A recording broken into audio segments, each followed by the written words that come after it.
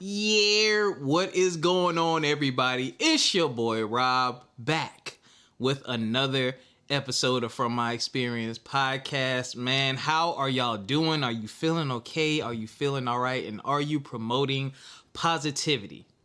Are y'all good out there, man? Are you promoting the positivity?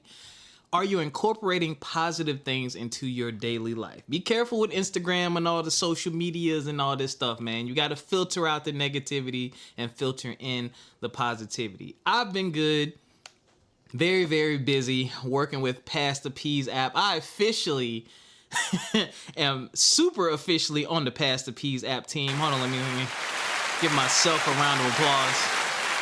I am the community manager for Pass the Peas app, and I'll be working with some influencers that are going to help us push this thing out to a wider audience. But speaking of audiences, y'all can download Pass the Peas app, and you already know it is an app where you can create collaborative cookbooks so you can hold on to those precious family memories. For a limited time, my famous seafood boil recipe is on the app. It's public right now, but I'm probably gonna make it private. Let me see. We got July. I might make it private by the end of the month. So if you want that recipe, you're gonna have to be a family member or a friend to be able to see it. All right. So download Pass the Peas app and put some recipes up in there, man. All right. Oh man. So man, I am excited about this episode, y'all. You know, my Claflin family, I keep telling people, Claflin University was one of the best decisions ever made in my life. Ever. I mean, I met so many great people and I learned so much about myself and then the black community and just education and just impacting the world. And my fellow Claflinites have gone out and just done amazing things. And guess what? We have a fellow Claflinite guest tonight, ladies and gentlemen. Yes. Y'all know I love to have guests. I'm not even going to dawdle or delay. This brother is a distinguished senior level executive and visionary leader dedicated to empowering BIPOC citizens in future tech industries. He is the CEO and founder of Black Meta Agency Corporation. Ladies and gentlemen, we have Mr. Howard Jean. All right, man. It's such an honor to be here. Rob has done exceedingly well, but that's a Claflin standard. That's a Claflin confidence, man. So shout out to Rob. And also, he represents his fraternity very well, man. So respect to you, sir, and what you've established with your podcast. I appreciate that, man. And I have to thank you. He ain't know I was about to do this. Man, I have to thank you for being such a great example for me when I came to Claflin, man. That transition to Claflin was very hard for me. I moved from South Carolina in middle school. I moved from South Carolina to Philadelphia, so I had to leave everything and everyone I knew behind, move to the city of Philadelphia, finish middle school and high school. Really grew a tight relationship with my pops, and my pops was like, I didn't even want to go to college, funny enough. School was tough for me. Like, I could do it, but I was lazy. My dad was like, you going to Claflin? And I was like, all right, because if I don't go to Claflin, I don't know where I want to go. And I had to leave my pops and leave Philly and all the food and just that culture and come back to South Carolina. And I didn't know anybody. Like, all my friends from elementary school, I maybe knew like 2 of them still. And all my friends and bonds that I made in Philly, they was back in Philly. So I had to come to Claflin. And I was like, dang, we starting over again. But man, people like you and then being in the Call Me Mr. program, y'all welcomed me with open arms, just like you welcomed everybody else with open arms, man. And yeah, you just set such a great example. And I just want to let you know, I will always appreciate you for doing that, man. I really appreciate it. Man, first of all, man, you're welcome. That's our mission as you know, older black males, and I was only maybe a year or 2 older than you, maybe. But man, you know, you've done amazingly well. I didn't know you were from Philly, man. You know, I had no idea until this moment. I guess I forgot. In college, everyone from somewhere else. But then, you know, as you live in those cities, because, you know, I lived in Philly for a while and worked at Cheney University and, you know, actually cut my teeth as my first major city. I didn't realize from Philly, man. So wow, man, that's really impressive. Really impressive. Yeah, man. Yeah. That Philly thing, man. It's a very special place, y'all. You got to spend some time in Philly before it's all said and done. Spend some time in Philly, y'all. But yeah. How have you been, man? You have been a busy guy, and I just have so many things I want to touch on with you tonight, man. But you've been a busy guy. I've been following you. I've been watching you, seeing the social medias, and seeing the impact that you've been making. How have you been doing, man? Man, all I gotta say is that it's all about alignment, and I'm in a great space. You know, I think one thing that's underestimated is, the process to really finding yourself and really exploring, all of your skill sets, and then also the art, the science of bringing all that together so you can continue to, pronounce your gifts as you're doing right now, right? It's taking time. You have to bust through all those molds that they put us in, and we have to kind of almost synthesize all these, skill sets. So at the end of the day, I am probably happier than I've ever been. I'm stronger than I've ever been. I'm at my college weight. I mean, I can't, man, I can't say anything bad, bro. So yeah, I'm great. I'm well. Yo, yeah, everyone who went to college, y'all know what that college weight was. You know what that mean? I mean that was a little shade. I am at my college weight. What about you? What about y'all? No shade, but it takes a lot of hard work and discipline. So yes. Man, especially as you get older. I gotta lose like 15 pounds and I'll be back at my college weight. So, but yeah, you. That was a little flex, you know what I mean? That was a little flexy flex. That was a big flex, bro. For real. No. Ooh, now everybody college weight was supposed to, everybody college weight actually wasn't good weight anyway. So that's a fact. That's the story. We love y'all. We love y'all. We promise. Yeah, we love y'all. Yeah. Yo, so to the big boys and the big girls out there. Yeah, we love y'all. Yeah. Yo, you about to get my show canceled? Oh man. So, question for you: who is Howard John? Man, I'm gonna give a shout out to Jamaal Lemon. He was my upperclassman. Education major. And Jamaal had this project called the Sovereign Space. Mm-hmm. And sovereign space was all about sovereignty and independence and autonomy while being yourself. And so I like to use that word because he was the first person that taught it to me as an adult. So I'm sovereign, man. I'm someone that's a spiritual warrior, someone that operates in the 5D more than the 3D, and understand that this is my spiritual journey. So I'm a spiritual being. I used to be called a king, but king is in the flesh. But I want to be called a spiritual being, man. So that's who I am. So I'm glad you touched on that because you talked about in your questionnaire your inspirations, your ancestors, spirituality. I cannot pronounce the other word that you say, that you put in there. What is that? Ayahuasca? Oh, ayahuasca. Oh, I've heard it, but I've never seen it written. Okay. Yeah. Tell me more about your inspirations. Yeah. So it goes back to being raised in a very religious environment, but then being challenged at Claflin to question things and to inquire at the genesis of things. And so being raised, within a Southern Baptist community, it gives you so much great, information and great content as it relates to things to refer back to, from spiritual hymns to scriptures to parables. Yeah. But then, as evolution would have it, during this age of Aquarius, when we're about bringing the information from that was hidden to the forefront, I was on the cusp of just really exploring, okay, what is religion? What is spirituality? And the biggest question that got me here was if our people wasn't brought here as slaves, or if slavery wasn't something that happened to our people, what would be our spiritual foundation? What would be our quote unquote religion? So for me, that one question drove me down this path of really just questioning religion, questioning spirituality, and then coming to a place to where, unity was kind of the overarching, quote that I wanted to kind of lead with when it came to, what do Muslims, what do the Jewish community, what do, Buddhists, what do, Voodoo and all these spirituality, they all look to, one deity or just one being or just getting to a higher purpose. And so, for me, my journey was really about understanding, okay, what is my spiritual purpose? What is my purpose? And understanding your purpose, you go deep in the inside, you go into history, you go into, personal research. Mm-hmm. So for me, spirituality is like the fuel that connects me to the past and also to the future, while allowing me to experience the present in a very surreal but meaningful way. Wow. I completely understand where you're coming from with that, man. That makes a lot of sense, and I'm glad you talked about, the challenging portion. I think that is something very big that we need to definitely push, especially in our community, because so many things are ingrained to us or within us, and we're just raised to think that these things are right and nothing else can exist. And if you're doing that, you're a sinner, you're going to hell, and all these other things. And it's like, yo, the world is a big place. And if you just take the simple concept of look at what you practice and believe in this country, and then look around the world, everybody does something different.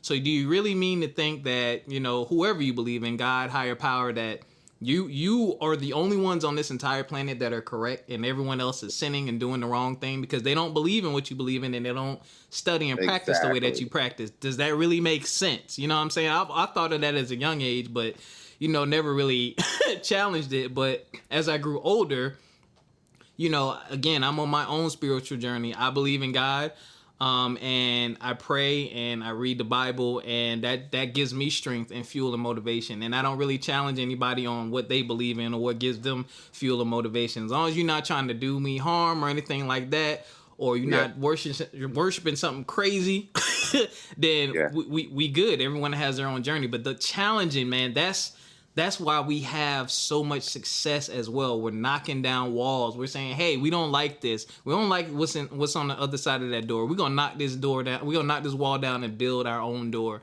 and walk through that and see how this goes. So I'm definitely glad you brought that up, man.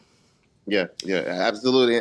And just as people within this time, we have a privilege that our ancestors didn't have. But we have their past performance, past experiences. Yes. We have their missteps. And so for us to only keep things the status quo is not being academicians, is not being students of history, and it's about always trying to expand and go deeper than the previous generation. So, to your point, the unity part is very clear, but also the humility and learning about your own religion and your spiritual purpose. That arrogance, to your point, that say that, hey, because I have to be born in the U.S., born in this indoctrination, I just by lottery am going to go into this perfect place that you don't have access to because of where you were born, how you were born, and how history has placed you at this point in time. So I think the humility aspect of being spiritual actually allows you to be more connected to humanity, on a global level. Yes, we definitely need that, man. There's a lot of stuff going on in the world, and it seems like the value of life is just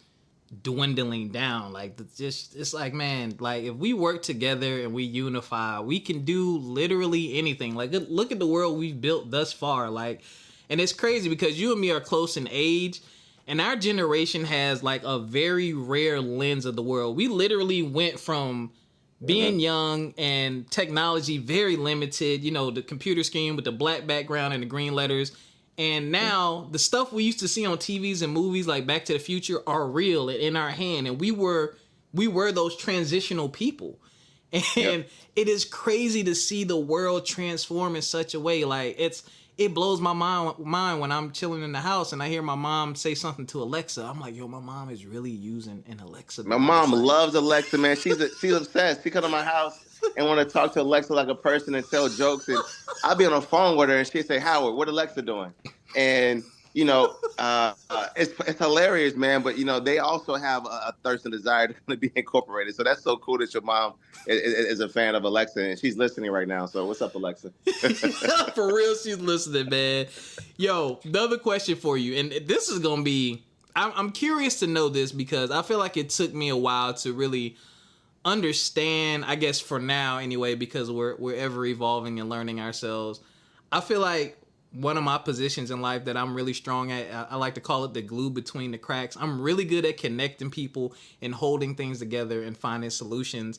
But you have a knack for leadership. Like, when did you realize, like when I met you, like leader, that was the first, that's like, it just emulated from you, your walk, your talk, just everything that it emulated from you. So I'm like, when did you realize that you were destined to just be a leader or in a leadership role? Well, first of all, that's a great question, and you helped me go back because sometimes we only remember, let's say, the past 15 years. But man, you're making me go back 25 years. And literally, that's a wonderful question. And you're making me reflect. And in this moment, I'm remembering, my mother, because I grew up in a single parent household, because, my parents separated, my mother wanted to make sure that that void of having a male influence was not left there too long. So she would always say, "Hey, or Howard, come into the," and I have a twin brother, shout out to Hayward. "Hey, or Howard, come into the room and watch this black male on TV, or listen to this recording, or watch this video, or read this article." So it's about exposure. And she began exposing us to the images of success that she wanted us. And later in life, I coined it as a virtual mentor, right? But now, as I go back and look at, it started at 6 years old and 7 years old. And, my mother exposing us to, those stories of our ancestors and, of that time that were leaders and who had made sacrifices to make the world a better place. And that was the only thing she exposed us to. So, you can be what you can be what you see. And that notion is so great. So I wasn't watching, murder games or murder movies or, I don't know, a lot of violence. I was watching positive things. I was listening to positive conversations. I was seeing positive images. So that's all I actually was going to aspire to. And so going to high school or middle school, high school, that became very different, that we moved different than our peers because of the values that we had, of the images of success that we had. And so going into high school, we became, very different people than our peers. Although we grew up in, extreme poverty, what we had was morals, values, and we had class. And, you can't buy class. You have to be exposed to class. And so my mother exposed us to class at an early age. So by the time we came to Claflin, we was already going at a whole different frequency than our peers, to where we were wearing suits, full suits and briefcases as freshmen. And now I think about it, I'm like, what the heck was going on? But full suits, man. And, we knew that college was preparation for the next stage in life, which is post-college and, adult professionalism. So we came in at a frequency that our peers didn't. But we didn't let that separate us. We wanted to empower our peers like yourself who are doing great things. And the Cardi Mister program gave us even more ammunition and just more platform to do so. Yes, sir, man. Yes, sir. And you just hit the nail on the head. The suits. That's one thing that stood out about you and your brother, man. Y'all. So first of all, y'all, if you don't know, you should know. Claflin University is located in Orangeburg, South Carolina. It's a different type of heat. You? You know? Hey. It's a different type of heat, y'all. Like it.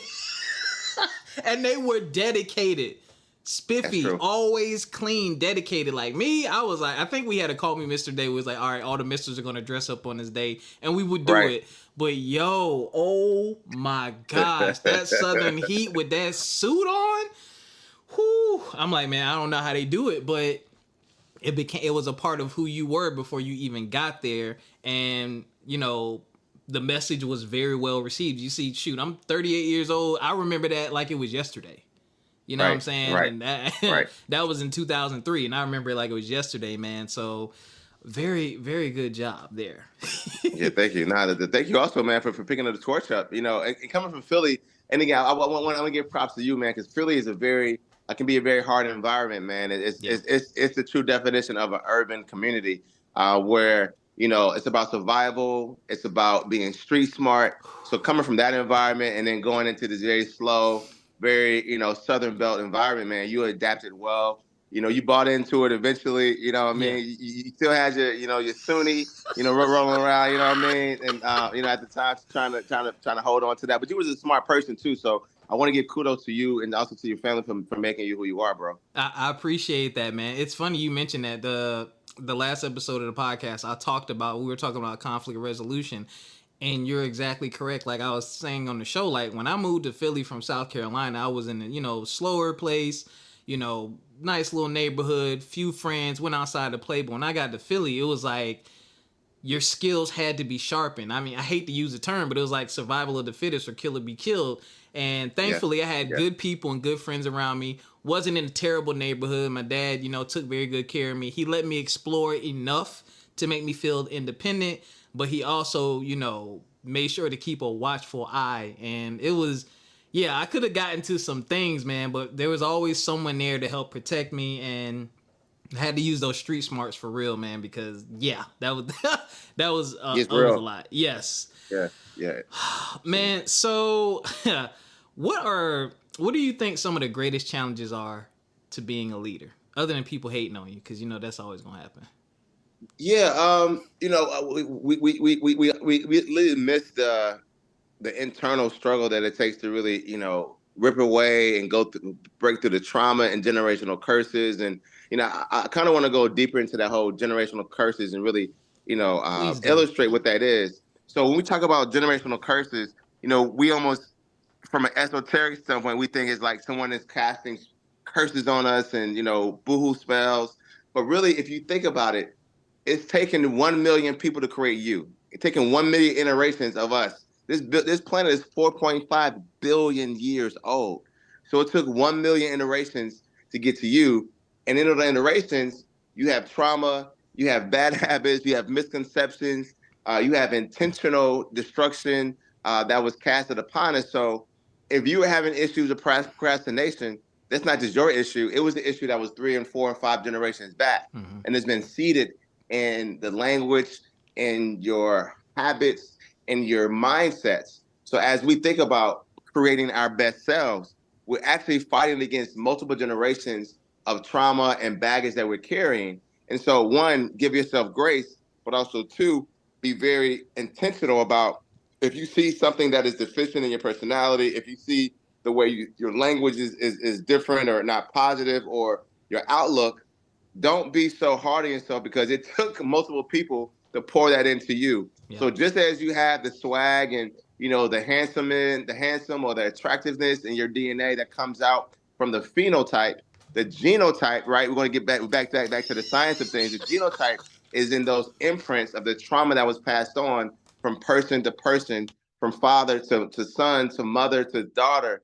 And as we become our better selves and trying to understand what leadership is and becoming our best self is really about understanding the process of deconstructing yourself at the DNA level and the spiritual level, and then reconstructing yourself from a very a higher vibrational 5D 70 level, for being your best self, for being connected to the universe, to being having appreciation for the ground, the earth, the air, the water, to all these things that sometimes are overlooked and sometimes are miscounted, and really becoming a better person because it's holistic. And I think that's the other piece I want to kind of delve into, Mm-hmm. the holistic aspect of becoming a better person. It's not just in, how you get up and do your exercises and how you go to work. It's what you eat. It's your thought process. It's how you go deeper into your consciousness and meditation. It's how you actually look at the earth and look at, okay, well, how am I making this earth a better place? And we all are vessels of change in how we walk and talk and function and how we vibrate. So, for me, the leadership aspect is really going deeper into, okay, what are generational traumas I'm carrying? Cool. Okay, cool. What is the version of myself in all areas? And then going daily into that process and more deeper over these past 3 years. Yo, what are you like reading my mind? No, listen, it's called frequency, man. It's called wavelength, man. And because you talk to as many people, you get so much. You're getting generations of this genius because you're interviewing great people. So that's propelling you forward more exponentially than most people just talking around their circle of friends, because now you have these seeds that are imprinted into your consciousness and your subconsciousness, Rob. So, there's no coincidence why we're speaking the same language. Man, I was looking at my phone because as you were talking, man, last year in either might have been October, November-ish, I do a reel called every Tuesday I do Positive Vibe, and I was talking about just generational curses, thinking about some of the things that you are held to because it was just the way it was done. And I talked about how our generation in particular, I find it interesting. We're in between the suck it up, do what you got to do, get it done. And the newer generation is more of my emotions, my feelings, everything matters and counts. So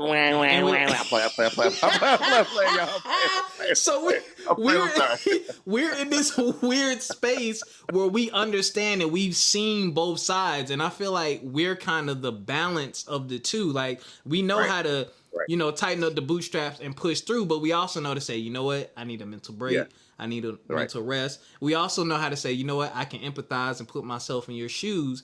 And it rubs everybody the wrong way. Older people especially, and the newer generation just doesn't really get it yet because they haven't had enough life experiences, man. So when you said that, you made me go back to that reel, FME _podcast. Y'all make sure y'all check that out. It's on my reels. It's pinned to the top of my reels, actually. And I talked about that because I was going through something at the time, and I was really like thinking. I just had time to think and let that out. But like what you said is just, wow. Yeah. Man, that's some real, man. That's some real. So in talking about trauma, and dang, we both been through this, dealing with abandonment issues with mentorship and mentoring. I got some for you, bro. Keep going. Go ahead. I got some fire for you. I've definitely been there. You know, I was in education for 10 years. So, I mean, those were like my kids. I've definitely had older black men that I looked up to as mentors and things of that nature. And some of them did let me down. Some of them were just not truthful and just not who I thought they were. And me, what I've learned to develop instead of a bunch of distrust, my default is I trust you until you give me a reason not to. I also know how to give someone grace, but I know when someone does not have my best interests at heart. All I can do is come to you as my true self, genuine, open, honest. Shout out to my mentor, Corwin J. Millette, Exit Realty Low Country Group. When I met him, I was teaching at the time, and I was thinking about transitioning into real estate, and I sat down with him, took a meeting with him. I said, I want to work for you. After, we had an initial meeting, and after that, I reflected off of the initial meeting. When I met with him again, I said, I want to work for you, and I want you to teach me everything you know. And that's I ain't know what I was getting myself into. But that's literally what he did. I took my spring break, and I spent my spring break in a real estate office, learning in the car, on the go. He held nothing back. There was no, that's a secret. I can't let you get that, young blood. You ain't ready. That's my secret. There was none of that. Like, it was wide open, and I really saw the world of real estate and how it works the way it really works because of him. And to this day, people still call me now, and I have not practiced real estate in about like 5 years, but people still call me and ask me questions because I've been given so much knowledge, and I still chime in his chats when he's asking the agent stuff because I'm still in the groups, and I'll respond to his questions, and we laugh about it because he's like, man, you still on your stuff. But yeah, that was like one of the greatest people to come into my life, man, and he's just always been true. So what are your thoughts on that, man? Just the whole abandonment thing. Yeah, man. So, this is a recent threshold that I've crossed, and reflecting and really going deep, man. And, I'm going to be talking about meditation a lot, and referencing meditation a lot in this conversation, because I know that that's something that is underexposed to, the African-American community. Yeah. But man, because we're such spiritually connected, and we have such a different perspective of spirituality, once we add that into our practice, to our rituals, or to our methodology of spiritual foundation, we're going to be able to address a lot of things. So that's the baseline. And so when it comes to abandonment, so my father had about 18 kids, maybe a little more, respectively. And wow. I've gotten more grace. My father passed away in 2021 of COVID in Haiti. And that became an interesting moment in my life of just reflecting deeper. I didn't grow up with him, but, obviously, as, having his last name and my parents still being married, I still had a pride in being Haitian and pride in being connected to the culture, through him. So, shout out to my father, rest in peace. Yes, rest in peace. So as I kind of talk about that, I'm going to talk about abandonment from an awareness of the privilege of having a father and understanding baseline what loyalty is through an active and loving father. That sets the tone for the for the threshold you give other people. So that's a boundary, right? So for instance, if your father teaches you what loyalty is and you aspire to be loyal to your father, that means no one is going to get the same loyalty as your father because that's the ceiling, right? You Yep. can't be more loyal to your father. So if you don't have a father figure in your life and you give that loyalty to everybody else, then you don't have any boundaries. Unfortunately, through mentorship, it should be a reciprocity of mentorship. And that's something Yes. that I speak about all the time is that, like you were with your mentor in the car, you were helping him out, and he was giving something to you. So there was reciprocity there. Yep. Unfortunately, if your mentor is not a healthy father, he can't give you rich and righteous mentorship. I'm gonna say that again. If your Woo! mentor, yeah, hey, I'm about to go deep, man. I've been waiting to give this message, and I'm so glad I can talk to you about this and share it. I haven't said this publicly. If your mentor is not an active and involved father and loving his kids righteously with all that he has, he only can give you only a percentage of what he gives his kids because he's not going to give you everything he gives his kids. So let's go back. If my father wasn't there to set the tone of what loyalty is, then every man that I see as a father figure gets that. Yeah. And every man does not deserve that, has not earned that, is not worthy of that.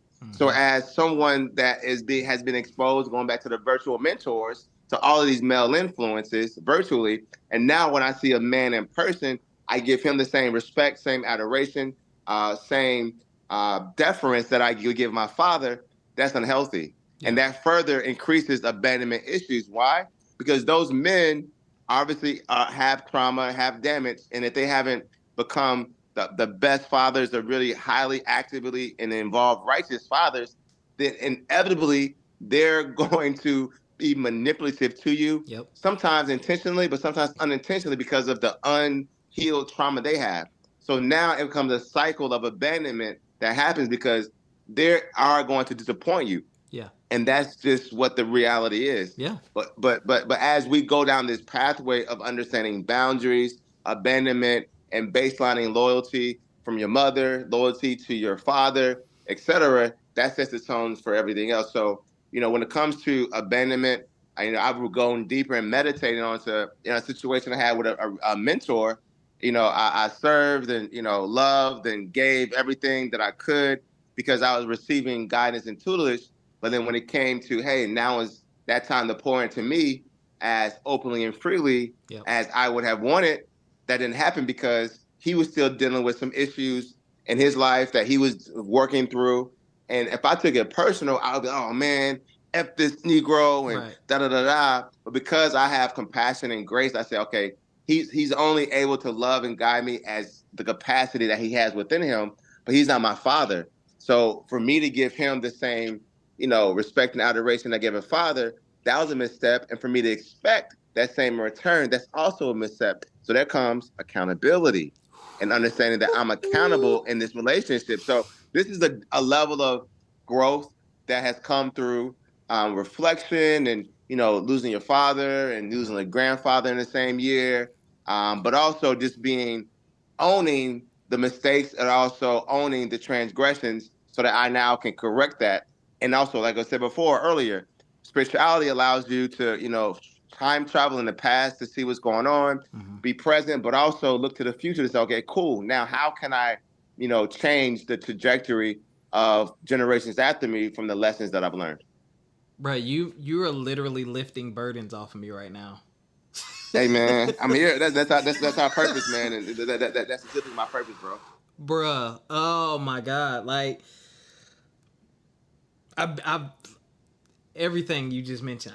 I've been through it. Like I lost my father while I was in college. Was not ready. I wasn't ready. I was so young, and my dad tried to pour so much into me before I went to school, and I rebelled a bit when I got to school because I'm like, all right, you all the way up there, like you blowing my phone up, I ain't got to answer. But Right.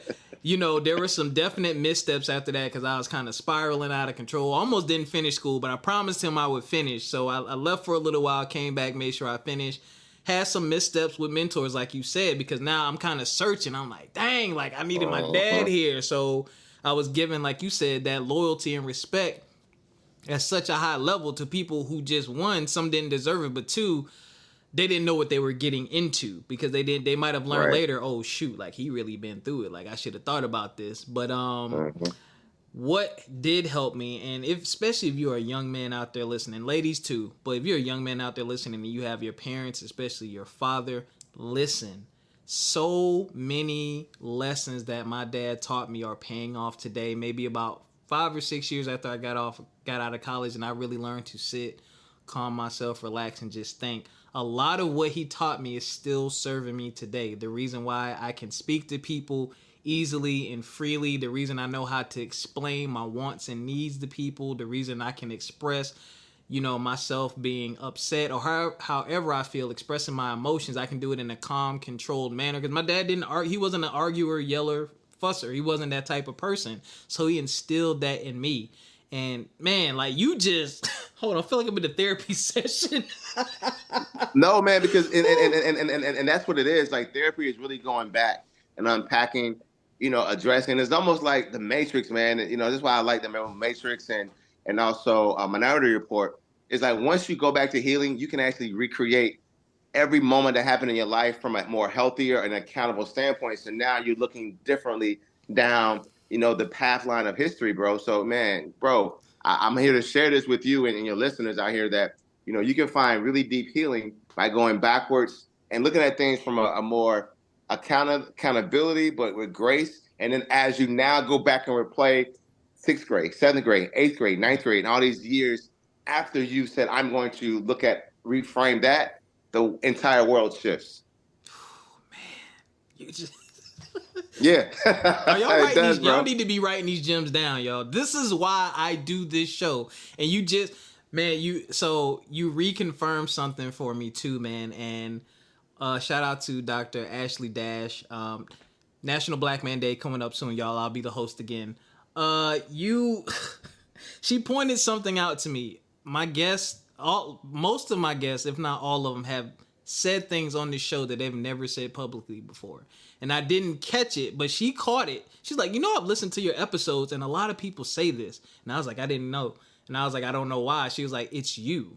She's like, it's you. You make people comfortable. You have open, honest conversations. She was like, that's your gift.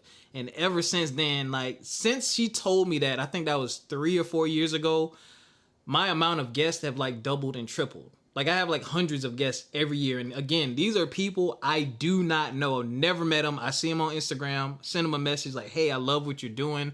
I took a look at your links and stuff. Would you like to chat? And 95% of the people, actually, I never get a no. It's either Right. I'm busy, I'm going to come back to you, or it's absolutely, and we have great conversations, man. So when you said that, I kind of like, ha, yeah, we need to get back. We need to stay on this. Okay. Whew. Hold on, y'all. I got to absorb some more of that positive energy he just put out. I'm going to have to listen back to this a few times. Yeah. Okay. So I'm going to bring it back a little bit. Then we're going to get into the future. And I'm going to ask you a question.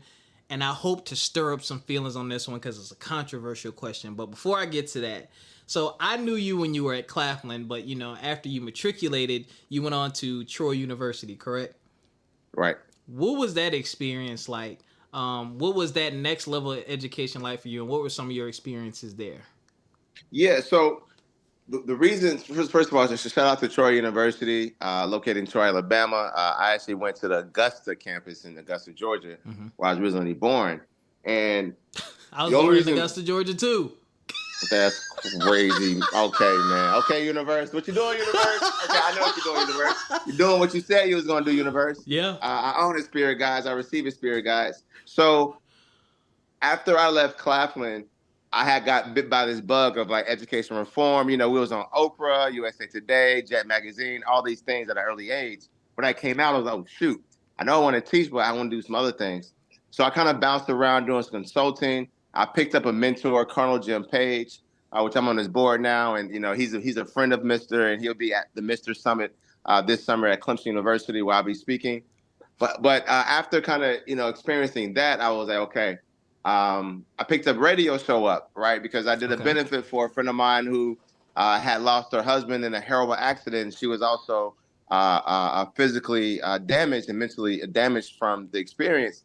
So now I'm on this radio talk show, but I'm still in the classroom, and I want to make some more money. So grad school was the next step. Mm-hmm. So once I went to grad school, I realized that it was more so just about how bad do you want it and what do you really want to get out of it? Because you're going to write a check, you can take the test, but grad school is really about how deep of an educational experience do you want? Because no one is holding your hand to be to value the experience because you're not in the same cohort as you was in undergrad. Right. So it was a cool experience. It was a hybrid experience at the time.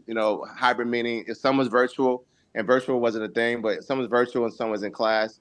And I just appreciate the professional education experience that it gives you because undergrad is all about social and relationship building. But once you go into professional school, it's about okay, I'm here for a specific purpose to progress my career, but also go deeper into my mission as a servant leader.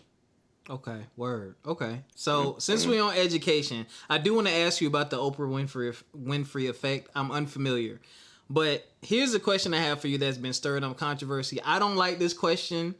I don't like the response that people get, but do you believe in the value of higher education? Like, I know you've probably heard people talk about, college is a scam, yada, yada, yada. And I'm like, y'all, I can't roll with y'all on that one, man. Because if I did not go to Claflin, if I did not get a higher education, like, I don't know what the heck my life would look like. Like, I learned so much and made so many strong connections. Like, you and I have known each other for 20 years. Right. Right. Anniversary. Happy anniversary, bro. Happy anniversary, friend. Yeah. Literally, it's 20 years. And decade. Yeah, what y'all don't understand is this is my guy. Like, we don't talk every day. We might talk once or twice a year. But when I need him, he's there. If he needs me, I'm there. And we got that because of the experience we had in college. Like, I still love some of my high school friends, but I don't even know where half of them at. Right. But like college, So what are your thoughts and feelings about, the conversations around that? Yeah. So that's a great question. So last 2 weeks ago, I was appointed as the board of advisor member for Universities of Shady Grove. So University of Shady Grove has 9 institutions: Bowie State, Morgan, College Park, and about 6 other colleges under their purview. Mm-hmm. And now we're at this paradigm shift of vocational learning, of certificate-based learning in tech, and also the higher education conversation. And the issue with higher education, because I'm a proponent of higher education to a degree, is the issue is that once the commerce of education came into play, then it shifted the value of higher education.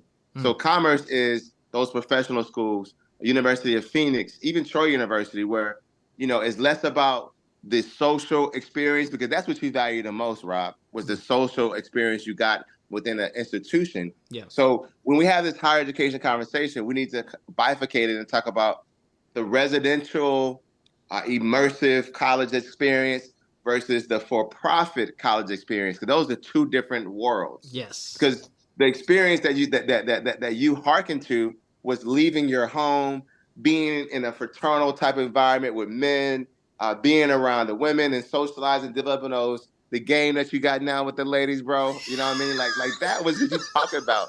You ain't talking about just taking an exam, getting a grade, and going on. Yeah.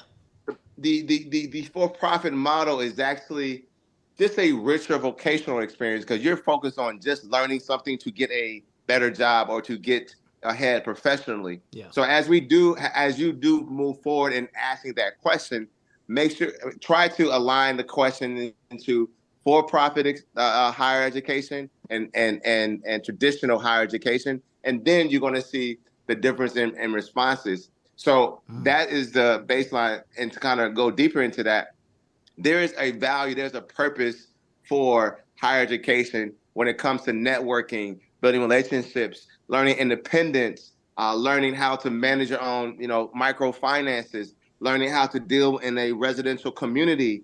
It's priceless. Yeah. Because going from high school straight into the real world, is dangerous. So I give so much credit to those residential experiences, and I always push people to leave your home and go, even if it's an hour, 2 hours, or 6 hours away, just leave to understand what that growth experience is about when you have to leave, your parents' home. The for-profit model, I'm actually a proponent for that as well. If your social circumstances don't allow you that privilege, because we talk about privilege now, right? Mm-hmm. Privilege is not saying, oh, I'm better than. Privilege says I had the opportunity that they did not have. Whew. So as we talk about privilege, the privilege to go away is ridiculous. It's amazing. But the privilege that we don't have says, okay, cool, I don't have the privilege to go away, but I do want the value of education to better myself. Yeah. And I'm going to either stumble upon those social interactions and learn, by cutting my teeth, and learn by error how to be independent. But so yes, I have value, and I have very appreciation for vocational learning, for certificate-based learning, but also for that immersive 4-year residential college experience. So that's how we'll kind of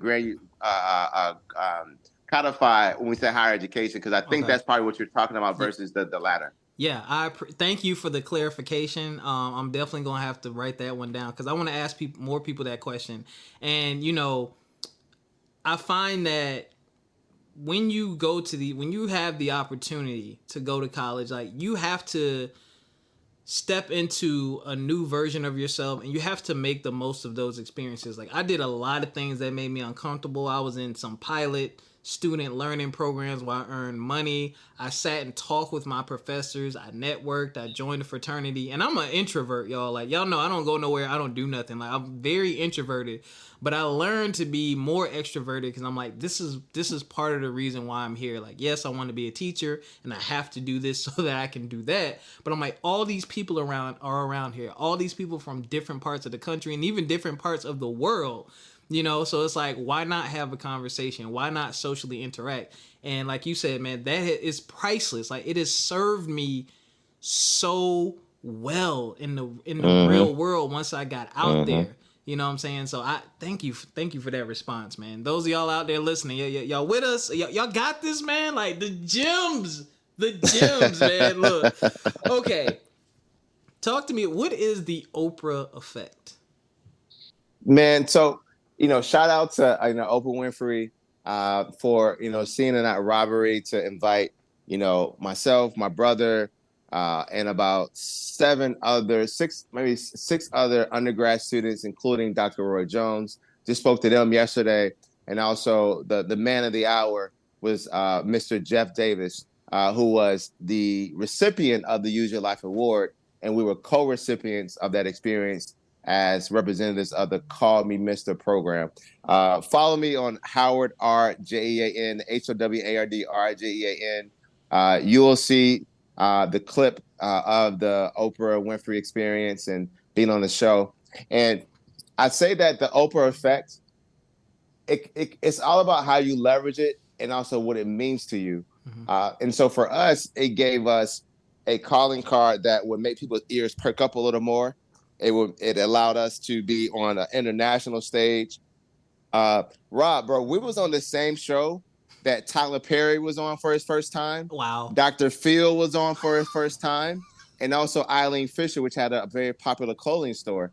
So that was the first time that each of those three was on the show, and that was the same episode. So, wow. There is no coincidence. Like we were meant to be in the same room and do phenomenal things, as Mr. Perry has become an icon in his field, as well as Dr. Oz and Miss Fisher.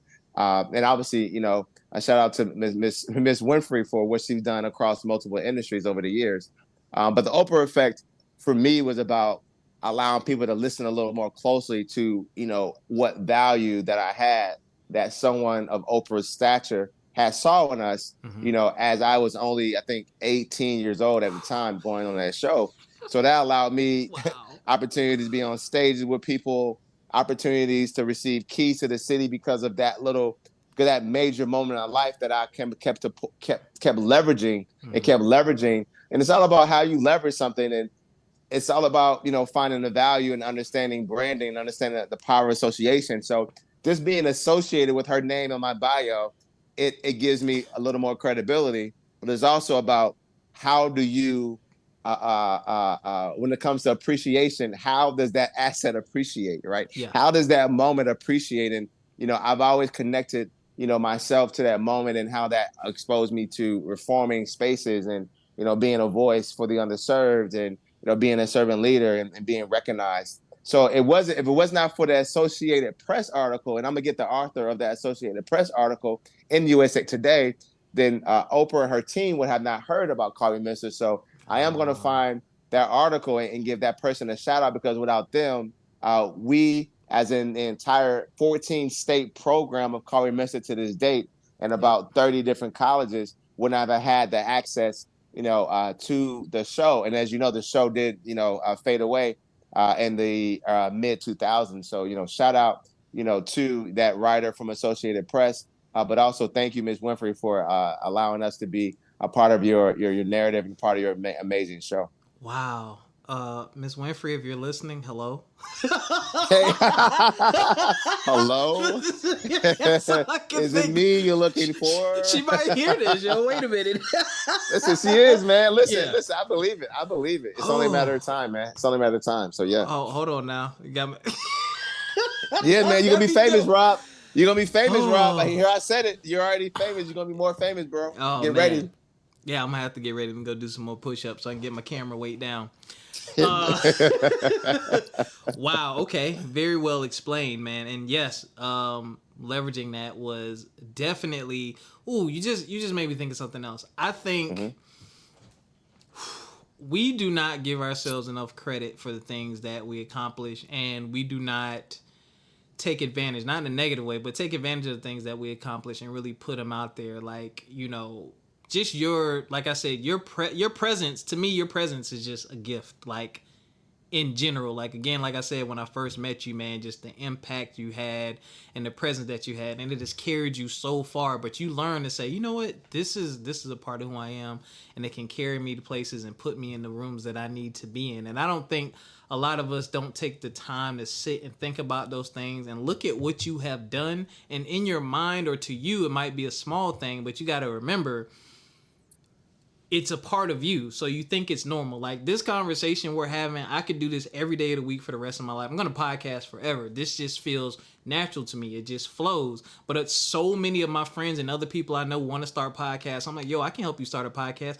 Well, how do you do? How? I'm nervous. And I'm like, what you mean? Like, you just talking to somebody. I'm like, I'm an introvert. I don't talk to I talk to like 3 or 4 people a week. Like my friends and my mom and a couple other people. But I'm like, this flows. And I have to remember, Rob, this is your gift. And this is something that you can use, and it doesn't seem extraordinary to you, which is why you might miss it.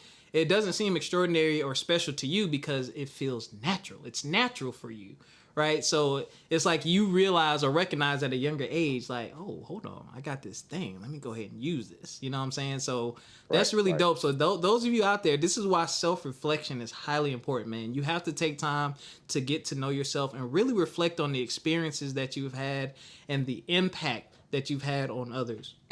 Let me ask you a question, Rob. So I'm gonna turn the mic around. So when you say self-reflection, yeah. So because we have something in common, man. We were educators, and we were exposed to becoming the reflective practitioner at an early age. Yes. And so, like, you have a privilege of the power of reflection. So tell me, Rob, how have you used that whole experience of becoming a reflective practitioner, in your daily walking, and how has that, helped you grow? It has helped me grow because, like you said, being a reflective practitioner, you learn to analyze where things can be improved upon.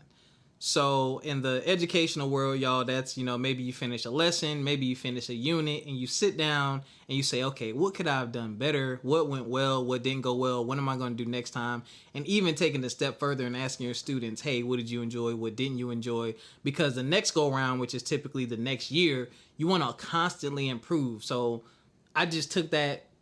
I took that same concept and applied it to my life, when it comes to friends, family, romantic relationships. When I do not get the desired outcome, and even when I do get the desired outcome, that might be even more important.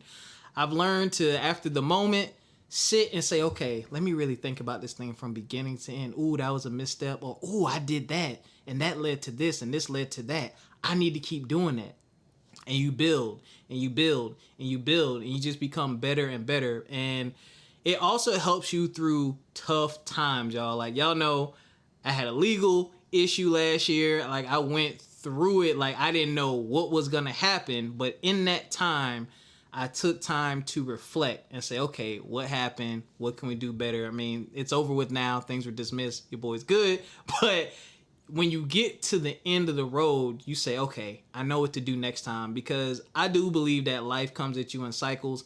And sometimes when that opportunity presents itself again, or a new opportunity presents itself, you can say, okay, last time I got a great opportunity that I prayed for or asked for or meditated on or spoke into existence, I did this, and to me, I messed it up.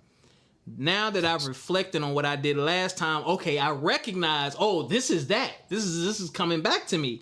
This is how we gonna do it this time. This is we gonna go left instead of right. We gonna call this person instead of that person. We gonna negotiate this on the front end instead of waiting to show and prove on the back end and try to get, like, so many little things. It just helps you constantly improve. So that's what I did, man. I just took that reflective portion and I just use it like it's like almost like a superpower, man. It's like, all right, reflection, man.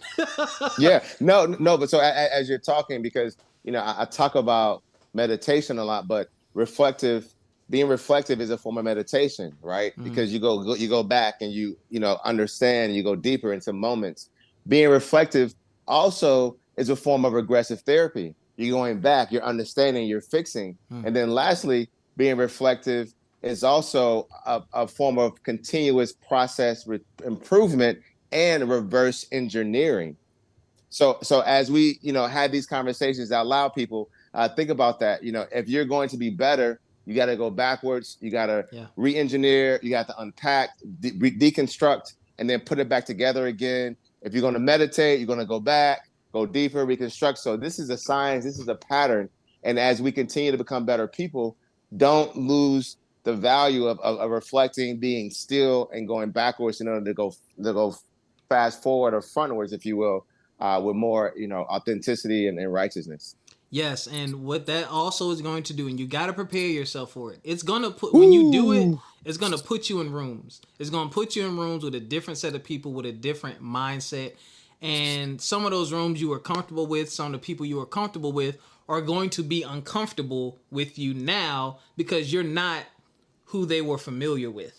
Like, some people still want to, I am not the Rob I was in undergrad. Some people remember some of my antics back then. But a lot of my peers respect the fact, like you were saying, they're like, dang, Rob, I see you with your podcast, or I see you did, like, you really on it. And I'm like, I love that because you're seeing the growth and you're accepting me for who I am now. You're not trying to keep me in 2010 Rob, 2005 Rob. That's not who I am anymore. Those are experiences. Those were part of the journey. But that's not my mindset. That's not where I am. I'm here now. So we can speak in this space and we can connect and communicate in this space. Maybe we can reminisce a little bit, but I'm over here now. This is my space. So if you want to be in this space, you got to deal with the Rob that is in this space right now until the next phase comes. So be prepared for that. Yeah, that's right. That's right. Last question for you, man. Last question for you. The BIPOC community and future tech industries. You are kicking in the door, man. Tell us what you're doing with that and what your mission and your goal is. Yeah. So, going back, being reflective and, keeping in the same theme, over the years, as you said, I've done a lot. I've been in a lot of rooms. I've had a lot of impact. And for me, I wanted to find more harmony with all of the things and the people that I was exposed to. And so last year, I kind of 4 years ago almost, I started this whole process of trying to figure out, what's the next 2.0 version of myself and how do I bring all these things into one space. And so, I started fasting on 1 meal a day for a few years. And that really allowed me to go deeper spiritually, but also begin to understand just the science of like rebuilding yourself. I've been doing that process. I would go to the office and do a whiteboard session and a mind map session.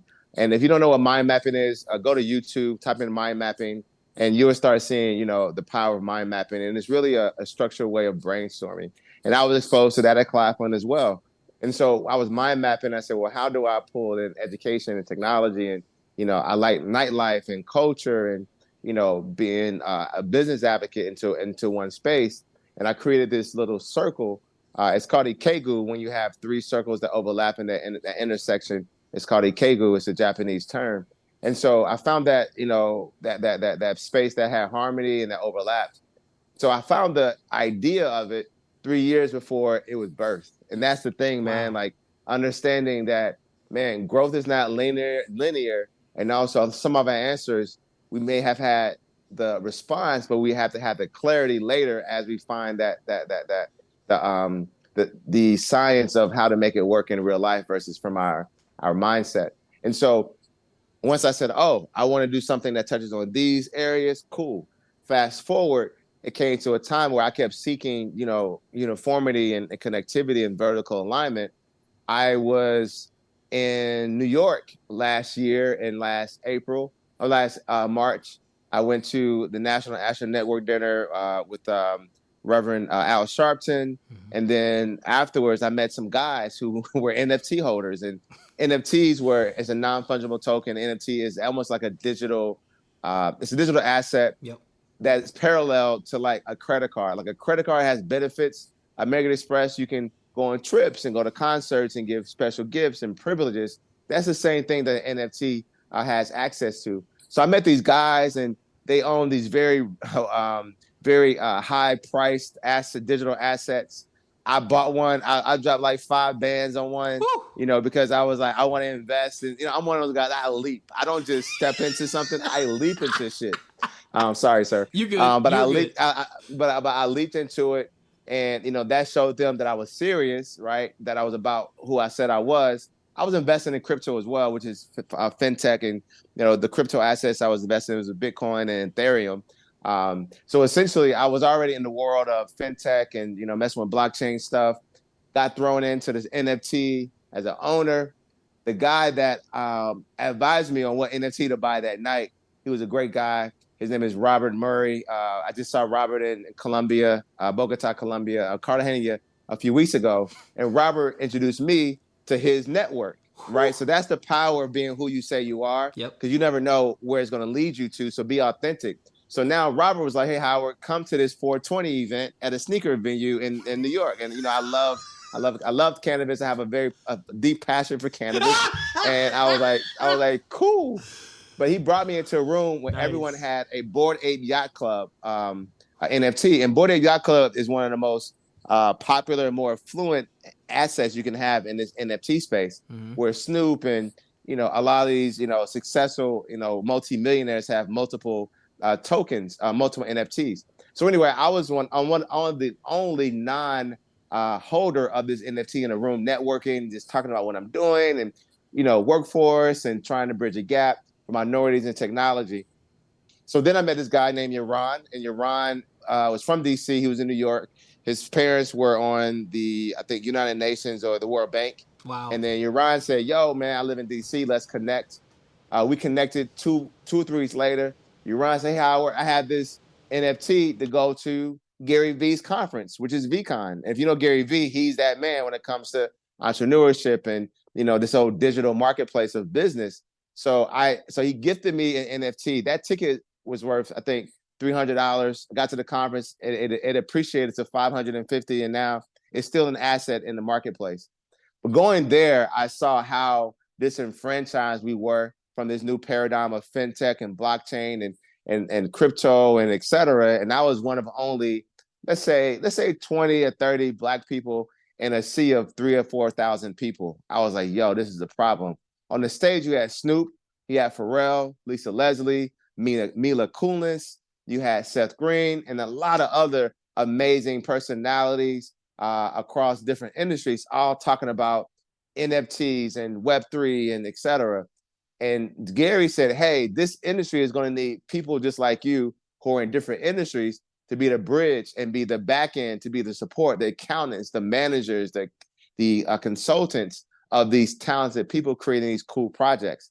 So I tweeted from my seat, I'm going to bridge the gap between the Black community and this new paradigm shift. I came back home, and within 3 weeks, I launched Black Meta Agency. So this is my third company I founded. But this company came at a time in my life when I was ready, I was committed, I was dedicated, and I was hyper focused. So I've accomplished so much in this 1 year. And the passion was that I want to reform this Web3 fintech future industry space and have a pipeline of 1 million BIPOC technologists in 5 years. And having specific numbers on metrics is amazing for goal setting, because now it sets your spear for what you're doing, where you're going, and gives you a North Star. So my North Star is 1 million BIPOC technologists. And we do that with Black Meta Agency online.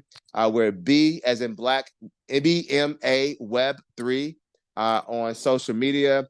Type in Black Meta Agency. And that name Black Meta came literally from knowing that, Facebook had pivoted the meta. And I want to make sure that people know loud and clear that I'm Black and I'm proud. I'm Black and I'm proud. I'm Black and the Black and the Black, Black. So that's when I was like, yo, let me just be very bold in my branding. And I did the same thing with my accelerator that I had a few years ago. However, Black Meta Agency was an opportunity for me to, address, the void of Black entrepreneurs in technology, community builders, create a pathway for those who had no or little technology experience and a way for them to get into it, seeing that their skill sets are transferable. Because again, as me and Rob started, we both were elementary education majors. Now, Rob is a successful podcast host, former, realtor and an entrepreneur. And now, me, little old guy, I'm being interviewed by this amazing man. So that speaks to the value of seeing that your skill sets are transferable, but it's all about you seeing yourself, or being exposed to that notion or to that mindset. And so this past year, we've hosted events all over the country, from DC, New Orleans, Brooklyn, Philadelphia, virtually in LA and, Miami and all these other cities where we host conferences. We're giving consultation and modernizing career and technical education programs to be future forward, meaning going from just vocational and technical programming to now incorporating fintech careers exposure and blockchain career and, virtual reality, which is, XR, extended reality, that whole space.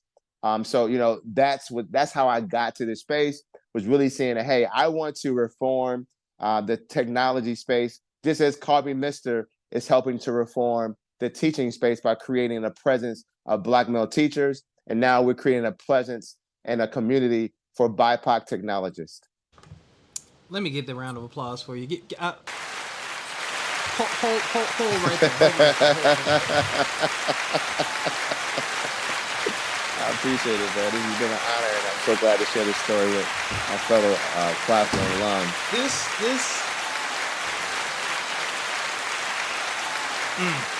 Y'all, I'm trying to break some records, man. I'm trying to go viral with you, baby. Let's go viral, Rob. Yes, please. Let's go viral. Let's go viral. That story you just told about your journey. You were in the room with the right people and you took a leap. Yep. From my experience. Hey, let's get it. Let's get it. Round of applause. Drop the bomb. I need a bomb. Yeah, you need a bomb. You'll get a bomb. We'll edit a bomb into this at some point. This is the closest I got to a bomb. Shout out to Sheena. I'll be damned. Hey, I'll be damned. I like that. And I like that. Wow, man. So you just being who you are and showing them who you were in that moment by having a conversation and saying, oh, word, and internalizing that and taking that leap sent such a powerful message. And look at where you are now. Yeah, man. A year later. Yeah, absolutely. A year later, man. A year later, man, I'm on a university board. I was in a room today with some of the leading technology organizations in the state of Maryland under Governor Westmore, one of the first Black governors of the state. And man, I'm humbled, but also I'm empowered. And also it's showing me that the value that I had was always there. I just needed to unlock it. And I think that's the power of this podcast, is that you're helping people tell their stories help others unlock their greatness and, really actualize their true Yes. potential. So, man, Yes. shout out to you, man, for what you're doing. I see the vision. I've always admired that. And, I want everyone to know that, you have that. I did this. I bootstrapped everything. But a lot of it came from sweat equity, Yeah. relationships, and just hard work. And I'm here to say that anything is possible, man. Glory to God, man, to the Most High. It's all about you just leaning into it.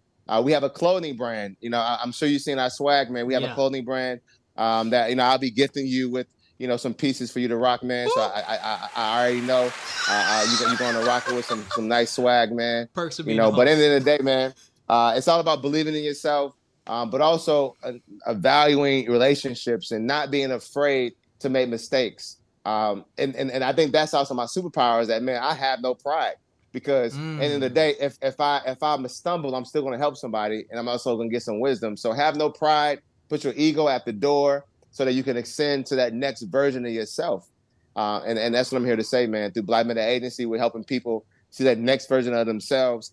And also, just to kind of codify this thing, the reason why I want more Black technologists is because going back to education, Maslow's hierarchy of learning says that if people cannot eat, then that cannot go to that next stage of having value over themselves and ultimately having self-actualization. So my purpose is to get our community paid well, living well. So now we can start worrying about bills and, keeping up with the Joneses. And now we can focus on our spiritual ascension, because you can't pray if your stomach is growling. Yeah. You can't meditate if you don't have a clean home and a clean environment. And because I had these privileges around me that allowed me to be more spiritual, I did because I was making good money. I did because I had a clean place. I did because I didn't have a whole lot of confusion around me because of the ability to be self-sustainable. So the purpose of Black Meta Agency, and if you see the two triangles, those are the pyramids of Giza inspired by. One is for IP and one is for the talent. So if they take out our IP, we can still recreate ourselves through replicating that and vice versa. So the idea of Black Meta Agency is to empower Black technologists, BIPOC technologists, so we can contribute to how technology looks and operates, but also so that now we can get past just surviving to thriving to actualizing our higher selves. Hold on,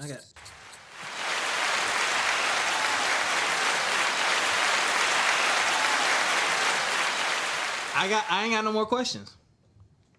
Cool. Hey man, I'm here, man. I'm here. I got no more questions, man.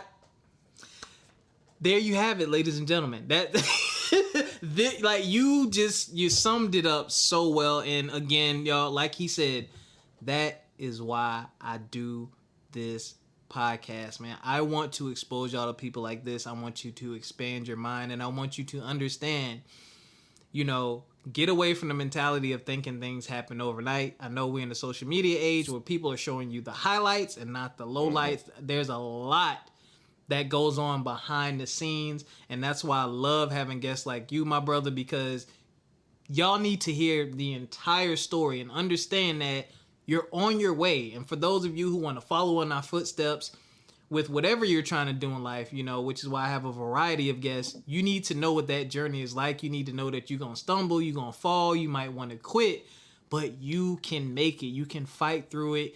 You can make it and you can do it, but you have to put in the work. It can be done, but you have to put in the work. You have to grow. You have to evolve. And man, just before I let you go, man, is there anything else you want to mention, talk about? And all of your links, all of his links, Howard's links will be in the description. So y'all make sure y'all follow and keep up just like I'm doing, man. But is there anything else you wanted to talk about or promote or anything like that? Yeah, absolutely. So, right now, in the whole spirit of, re-engineering our community and getting us engaged in technology, because I am an educator, at my core, I'm actually working with a company entire Steam Your Dreams, a nonprofit actually, and we're hosting a East gaming tournament that incorporates athleticism, which is really STEAM, science, technology, engineering, arts, and math and athleticism.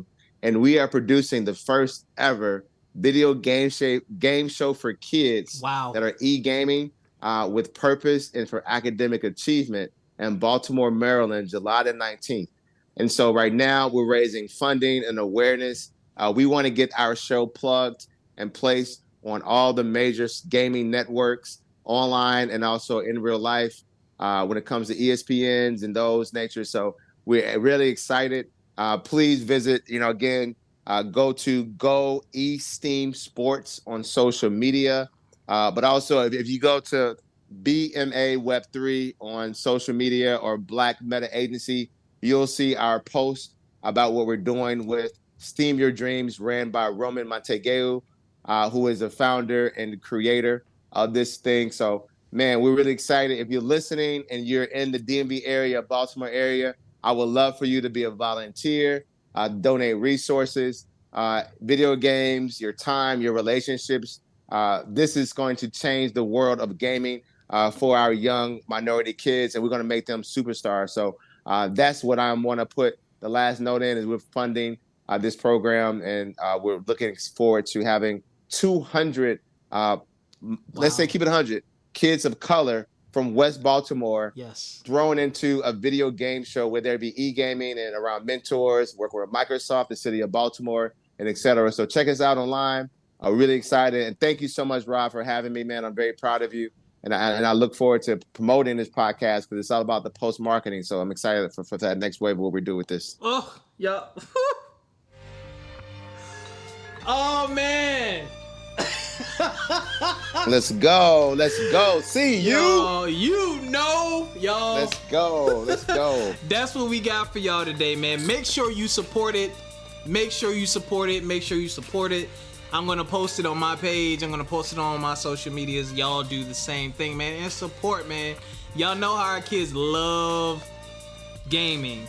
And if we can incorporate education into that, I mean, come on, y'all. What more could you ask for? Man?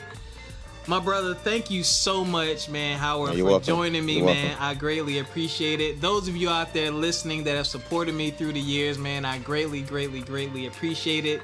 Check out those links. Follow us. Keep up support. And yeah, until next time, take care of yourselves physically, mentally, and financially. And we'll see y'all. Peace.